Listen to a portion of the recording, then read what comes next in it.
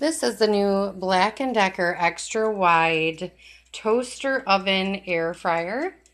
Um, it has different temperature selectors. This is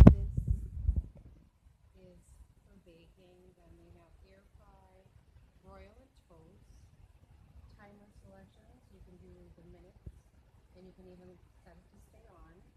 And then this is your shade selector for your toast. You can do up to 8 slices.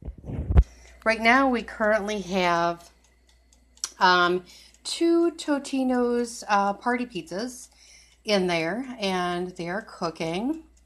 Everything is like a stainless steel look.